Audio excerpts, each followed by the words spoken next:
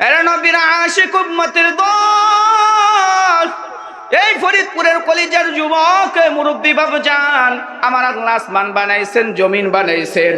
আসমানটা বানাইলেন, জমিনটা বানাইলেন, আমার আল্লাহর কাছে ভালো লাগে না।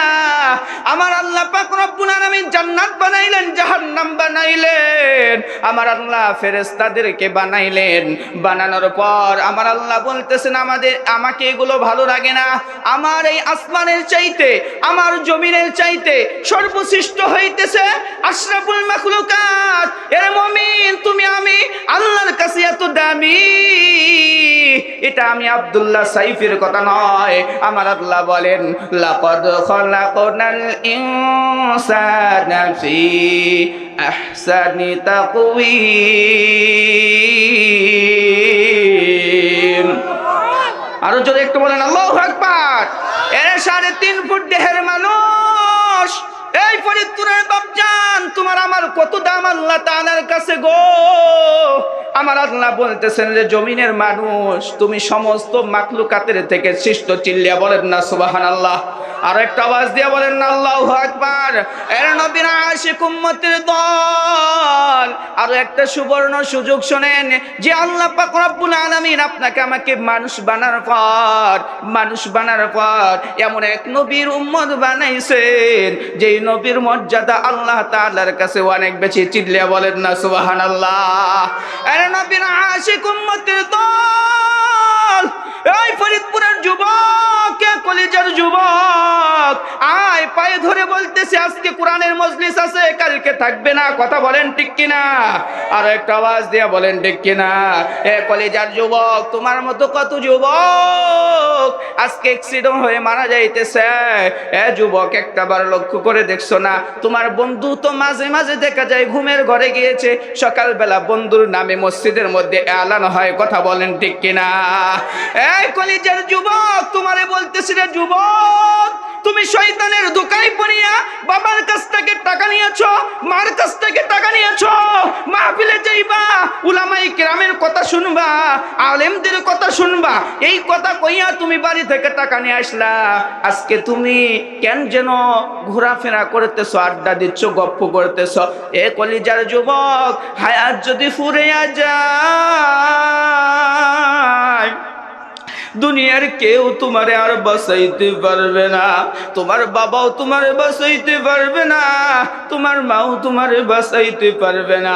হায়াত নামক আলোটা যদি বন্ধ হয়ে যায়, বাতিটা যদি বন্ধ হয়ে যায়, দুনিয়ার সমস্ত মানুষগুলো তোমার পর হবে। কথা বলেন ঠিক কিনা?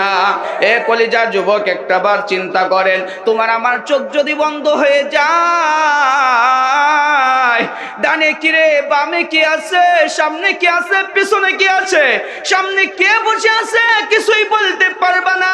যেই সন্তানের জন্য তোমার যৌবনকাল শেষ করছো, যেই স্ত্রীর জন্য তুমি এত টাকা পয়সা উপার্জন করলা, কিন্তু রে বাপজান, চোখ দুটা যদি বন্ধ হয়ে যায়, এই মানুষগুলো উপর হয়ে যায়। কথা বলেন ঠিক কিনা? 40 বছর বয়সে তুমি দুনিয়া থেকে বিদায় নিলা। তোমার পানের স্ত্রীটা, যেই স্ত্রীর জন্য তুমি তোমার বাবা মাকেও ত্যাগ করলা, যেই স্ত্রীর জন্য তুমি এত পরিমাণ কানাকানি করলা, এ বাপজান, যদি তোমার চোখ বন্ধ হয়ে যায়, ওই স্ত্রীটা দেখবেন তার ইদ্যত পালন করার পর অন্য ছেলের সাথে তার বিবাহ হয়। কথা বলেন ঠিক কিনা? এই মায়ার দুনিয়ার মধ্যে কেউ আফত নয়। সবাই তোমার পিছনে ঘুরবে শুধুমাত্র স্বার্থ নিয়ে। বন্ধু ঘুরবে তোমার পিছনে স্বার্থ নিয়ে, তোমার ভাই ঘুরবে তোমার পিছনে স্বার্থের জন্য। এরকমই যুবক, যদি তুমি জমিনের মধ্যে তাকাইছো, বন্ধু তোমার পিছনে ঘুরতেছে স্বার্থ নিয়ে। বাবা মা ছাড়া দুনিয়ার অনেক মানুষ আছে যারা স্বার্থ ছাড়া কেউ কারো পিছনে ঘোরে না। কথা বলেন ঠিক কিনা? আরো একটা আওয়াজ দিয়া বলেন ঠিক কিনা? আরে বাপজান, এই জন্য বলছি রে কলিজার যুবক, চোখ যদি বন্ধ হয়ে যায়, জমিনের সবাই তোমার পর, সবাই তোমার পর হয়ে যাইবে। তোমার জন্য মসজিদের মধ্যে মানুষে আলান করবে, মসজিদের মধ্যে বলবে আব্দুল ওয়াহাব নামের এক ছেলে দুনিয়া থেকে বিদায় নিয়েছে। মসজিদের মুয়াজ্জিন সাহেব আলান করবে, তোমার আত্মীয় স্বজনগুলো বাঁশ কাটার জন্য বাঁশ বাগানে যাইবে, ওই দে ফরিদপুর বাজারের মধ্যে যাইবে, বনিতি বাজারের মধ্যে যাইবে, কাপড় ক্রয় করার জন্য। যুবক, তুমি একটাবার লক্ষ্য করছো না যে এই কাপড় তুমি হাজার হাজার টাকার কাপড় পরেছো, কিন্তু মরার সময় লক্ষ্য করে দেখ রে যুবক, তোমার যে তিনটা কাপড় দিবে এই কাপড় তিনটাও কিন্তু দামি কাপড় নয়। কথা বলেন ঠিক কিনা?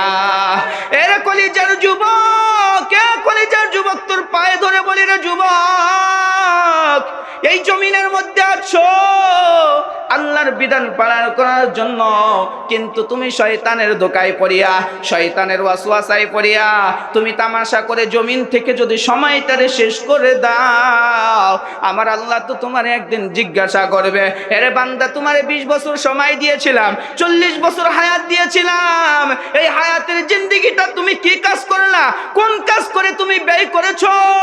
এ কলিজার যুবক, ওই দিন তো পালানোর কোনো জায়গা থাকবে না। কথা বলেন ঠিক কিনা?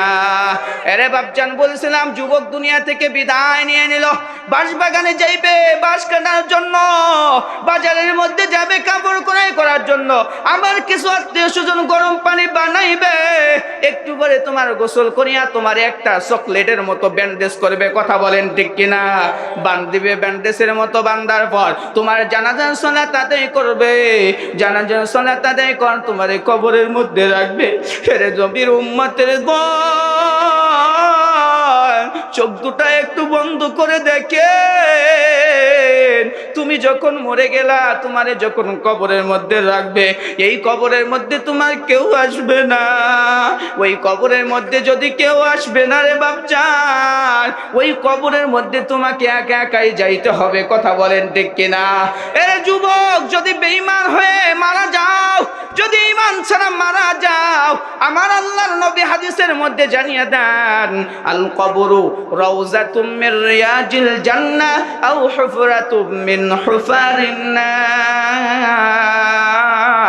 আল্লাহু আকবার। আরেকটা আওয়াজ দিয়ে বলেন আল্লাহু আকবার। এরে নবীর আশিক উম্মতের দল, বেঈমান হয়ে যদি যুবক দুনিয়া থেকে বিদায় নাও, জমিন থেকে বিদায় নিলা, তুমি বেঈমান হয়া, তোমার কবরটা হবে জাহান্নামে পরিণত। কবরটা যখন জাহান্নামে পরিণত হবে রে যুবক, দুই পাঁজরের মাটি যখন চাপ দিবে গো, এক পাঁজর থেকে আরেক পাঁজরের হাড়গুলো ছড়িয়ে যাইবে। ওই কবরের মধ্যে তোমার আমারে আল্লাহ প্রশ্ন করবেন তিনটা। এক নম্বর প্রশ্ন হইতেছে রবের পরিচয় দাও, 2 নম্বর প্রশ্ন ধর্মের পরিচয় দাও, 3 নম্বর প্রশ্ন রহমাতাল লিল আলামিনের পরিচয় দাও। ওই যুবক যদি দুনিয়ার মধ্যে ঈমান হারা হয়ে যায়, ঈমান হারা হয়ে যদি মারা যায়, শুধু তার জবান থেকে এতটুকুই আওয়াজ পাওয়া যাবে গো, লাদ্রি লাদ্রি, আমি জানি না, আমি পারি না।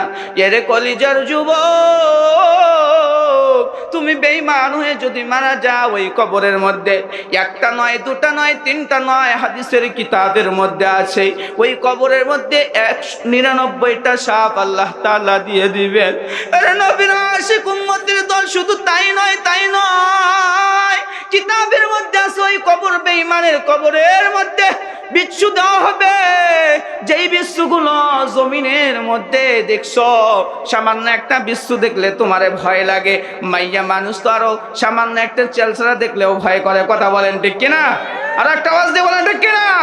সামান্য একটা চেলছাড়া দেখলেই ভয় লাগে, কিন্তু ওই কবরের মধ্যে একটা করে বিচ্ছু হবে খরগোশের মতো। ভাই, ওরে নবীর আশিক উম্মতের দল, ওই কবরের মধ্যে রে নবীর উম্মতের দল, এত আযাব। এ কলিজার যুবক, এখনো সময় আছে, তুমি তওবা করো। জীবনে অনেক গুনাহ করছো, গুনার কথা গুনাহ করতে করতে জীবনটারে শেষ করেছো।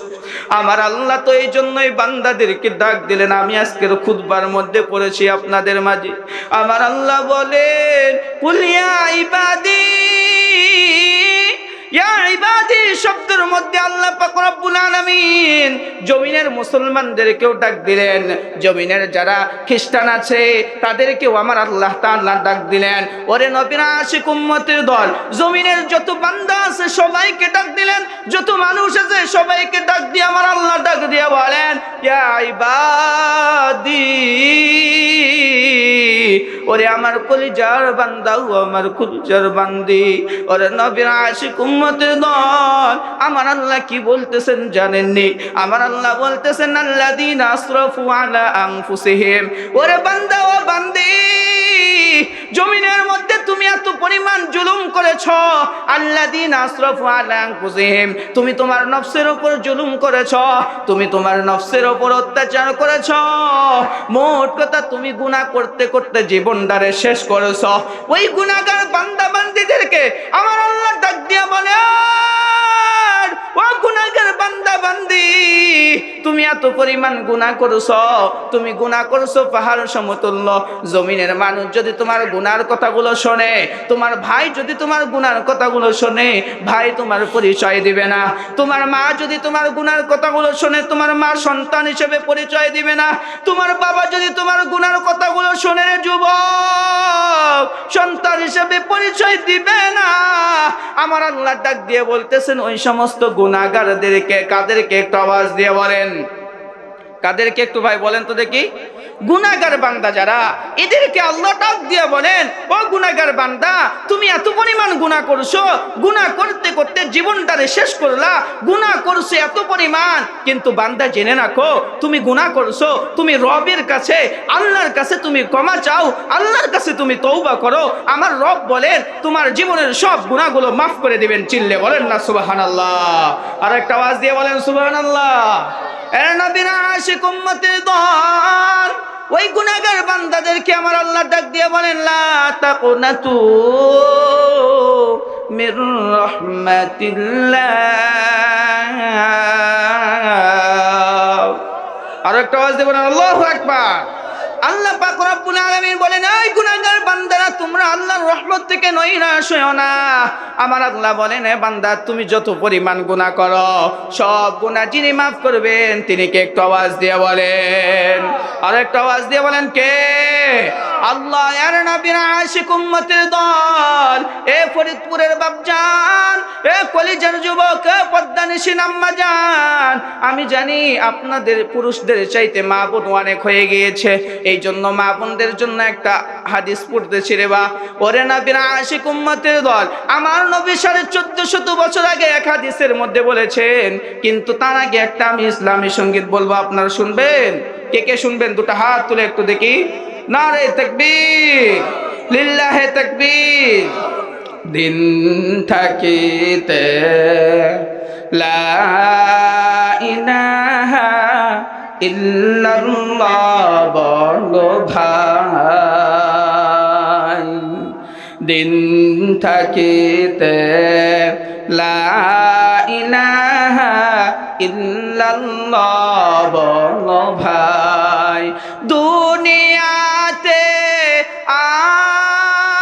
আখিরাতে, দুনিয়াতে আখিরাতে চাও যদি ভালাই,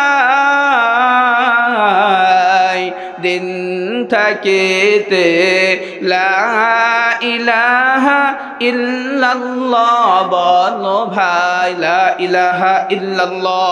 আওয়াজ দিয়ে বলেন, লা ইলাহা ইল্লাল্লাহ, লা ইলাহা ইল্লাল্লাহ। হায়াত মাউত রিজক দৌলত যার হাতে তেমন,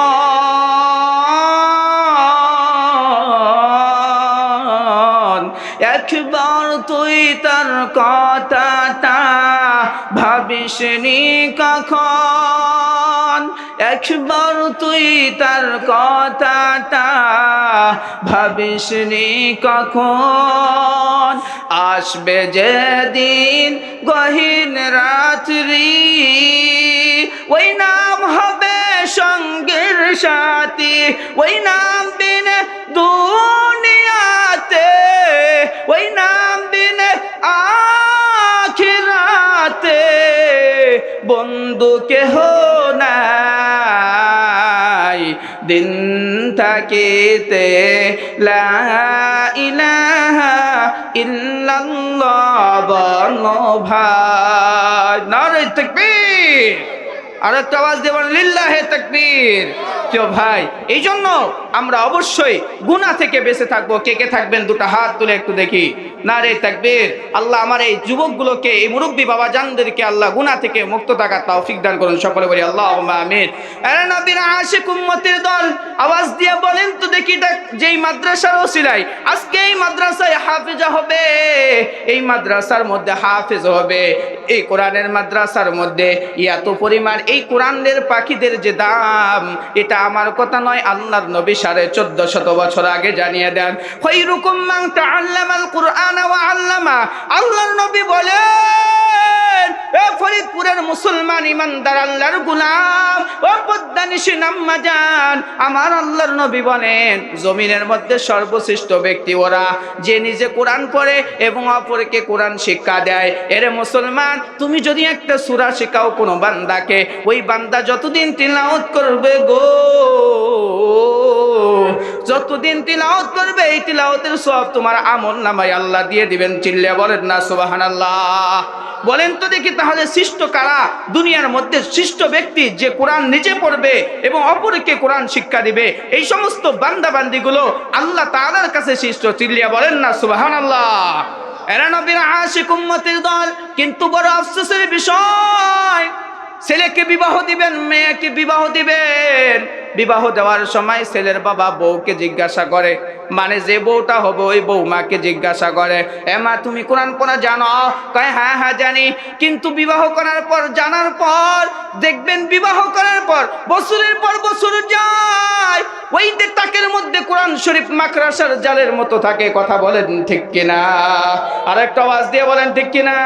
কিন্তু এই সমস্ত মাইয়াগুলো দেখবেন রাস্তায় ঘোরাফেরা দেখলে, মোবাইল ফোন দেখলে, ওরে বাবা, রাস্তায় চলাফেরা করে মশারির চাইতে পাতলা কাপড় চলাফেরা করে। কথা বলেন ঠিক কিনা? এই জন্য আমি মাঝে মাঝে একটা ইসলামী সঙ্গীত কই, বলবো বলবো বলবো, শুনবেন? ও আল্লাহ রে, কোন দুনিয়ায় পাঠাইলাম রে, বর্তমানের পোলা মাইয়া সমান সমান মা, লম্বা চুল কাটিয়া মাইয়া মাথায় লাগাই কে।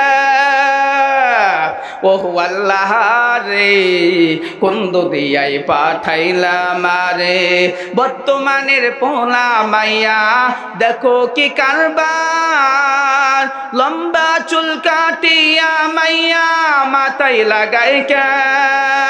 আওয়াজ দিয়ে বলেন ঠিক কিনা?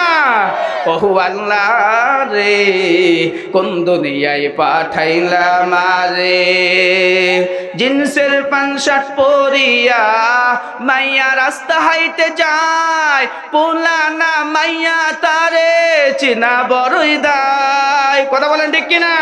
দেখবেন জিন্সের প্যান্ট শার্ট পরে তারা রাস্তায় ঘোরাফেরা করে। কথা বলেন ঠিক কিনা? নারে তাকবীর, লিল্লাহে তাকবীর।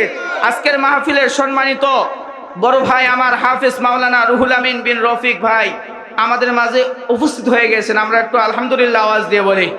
আমার ভাইয়ের আলোচনা অত্যন্ত সুন্দর। এ যুবক, এখনো যারা বাইরে ঘোরাফেরা করতেছেন, আসেন কোরআনের মজলিসের মধ্যে বসেন, এই বরকতপূর্ণ মজলিসের মধ্যে বসেন। গজলটা শুনবেন না ছেড়ে দেবো? বলেন। বলবো বলবো, কে কে শুনবেন? বাস হাত নামান।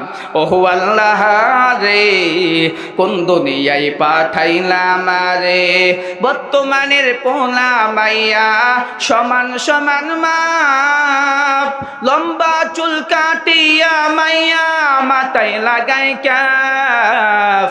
ওহু আল্লাহ রে, কোন দুনিয়ায় পাঠাইলাম রে, জিন্সের প্যান্ট শার্ট পরিয়া মাইয়া রাস্তা হাইটে যায়, পোলা না মাইয়া তারে চিনা বড়ই দায় রে, পোলা না মাইয়া তারে চিনা বড়ই দায় রে।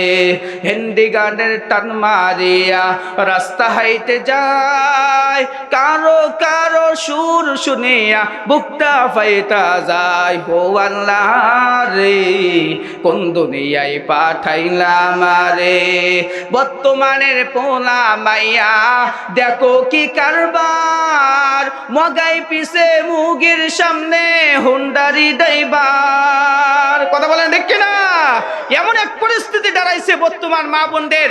আরে আজ থেকে 10 বছর 20 বছর আগে দেখেছি কোনো মেয়ে মানুষ মোটরসাইকেল চালায় না, কিন্তু বর্তমান সমাজে দেখা যায় মেয়েরাই মোটরসাইকেল চালায়। কথা বলেন ঠিক কিনা? এই পদ্মানিসীন আম্মা জান, আজকে তো আপনার গর্ভ থেকেই আপনার গর্ভে থেকেই তো আজকে আল্লামা সাইদি দুনিয়াতে আসছেন। কথা বলেন ঠিক কিনা? আল্লামা মামুনুল হক তো জমিনে আসছেন ওই মার পেট থেকেই। কথা বলেন ঠিক কিনা? এ মা, তুমি যদি ভালো হও, তুমি যদি নেককার হও, ভালো যদি হও, তাহলে আশা করা যায় আল্লামা মামুনুল হক আসার এখনো রাস্তা খোলা আছে। কথা বলেন ঠিক কিনা? এরা নবীর আশিক উম্মতের দল। আমার তৃতীয় মেহমান আজকের মাহফিলে ইনি আসে আমার মাঝে উপস্থিত হয়েছেন। মেহমানকে বসে রাখে বয়ান করাটাও কিন্তু ঠিক না, কিন্তু কি বয়ান করব না ছেড়ে দেব? বলেন কি করব? ছেড়ে দেব? মাদ্রাসার একটু ফায়দা বলে 5 মিনিটের মধ্যে শেষ করে দিচ্ছি আমি, শুনবেন ইনশাআল্লাহ? ভাই 5 মিনিটের মধ্যে ছেড়ে দেব, শুনবেন ইনশাআল্লাহ? এই যে সমস্ত যুবক ভাইয়েরা বাহিরে আছেন, আসেন। আমার বড় ভাই মাওলানা রুহুল আমিন বিন রফিক ভাই, আর এত সুন্দর আলোচনা, আমি নিজেও ভাইয়ের বয়ান মাঝে মাঝে দেখি। এই যুবক, এখনো তোমরা কেন আড্ডা দিচ্ছ? আছো ভাই, এই ভাইয়ের বয়ানগুলো আরো যারা আছেন অত্যন্ত গুরুত্বপূর্ণ না ওয়াজিং যারা আছেন এখানে, ভাই আসেন বয়ান শোনেন। আল্লাহ একটা যদি বয়ান শুনে যদি আল্লাহ তোমার কপালে যদি নসিব রাখে হিদায়াতের, আল্লাহ কিন্তু হিদায়াত দিতে পারে। কথা বলেন ঠিক কিনা? এর নবীর আশিক উম্মতের দল বলছিলাম, কুরআনে যারা পড়বে এবং যারা পড়াবে এই সমস্ত বান্দাগুলো আল্লাহ তাআলার কাছে শ্রেষ্ঠ ব্যক্তি। এর নবীর আশিক উম্মতের দল, দুনিয়া থেকে তুমি আমি বিদায় নিয়ে যাব, কিন্তু রে মুমিন ভাই, এ ফরিদপুরের মুসলমান ইমানদার আল্লাহর গোলাম, যদি তুমি কোরআনের সাথে যদি তোমার ভালো সম্পর্ক থাকে গো, কোরআনের সাথে ভালো সম্পর্ক থাকার কারণে এই কোরআনওয়ালা ব্যক্তিটা, যেই কোরআনের মাদ্রাসা আজকে এই যে রফিক ভাইয়ের মাদ্রাসায় যদি তুমি সম্পর্ক তোমার ভালো থাকে, এই মাদ্রাসার ওসিলায় যিনি জান্নাত দিবেন তিনি কে? একটু আওয়াজ দিয়ে বলেন। এটা আমার কথা নয়, কিতাবের মধ্যে আছে। হযরত ইমাম গাজদালী রাহমাতুল্লাহি আলাইহি সংক্ষিপ্ত একটা ওয়াকিয়া বলে আমি আমার বিদায় নিয়ে নেব রে ভাই। হযরত ইমাম গাজদালী রাহমাতুল্লাহি আলাইহি, ওই ইমাম গাজদালী রাহমাতুল্লাহি আলাইহি বলেন, আমি একজন কাঠুরিয়া ব্যক্তির কবরের মধ্যে নেমেছিলাম, ওই কাঠুরিয়া ব্যক্তির কবর থেকে আমি জান্নাতের ঘেরান পেয়েছি। চিল্লিয়া বলেন না সুবহানাল্লাহ? এই বাপজান আরো একটা আওয়াজ দিয়ে বলেন সুবহানাল্লাহ। কি কারণে পাইলেন কলিজার যুবক? ইমাম গাজদালী রাহমাতুল্লাহ আলাইহি রাস্তা দিয়ে অতিক্রম করেন, ওই কাঠুরিয়ার সন্তানগুলো কান্না করতেছেন। কাঠুরিয়ার সন্তানগুলো কান্না করেন, ইমাম গাজদালী রাহমাতুল্লাহ আলাইহি জিজ্ঞাসা করেন, ওরে বাপজান তোমরা কান্না করতেছো কেন? একটু আমারে বলো। ওই সন্তানগুলো ডাক দিয়ে বলেন, ও হুজুর, আমার বাবা তো দুনিয়া থেকে বিদায় নিয়েছেন। হযরত ইমাম গাজদালী রাহমাতুল্লাহ আলাইহি ওই সন্তানগুলোকে বললেন, আরে বাবা, কান্না করে কোনো লাভ নাই, কান্না করে লাভ নাই, তোমার বাবার জন্য কাফন দাফন করার ব্যবস্থা নাও, জানাজার নামাজ পড়ো।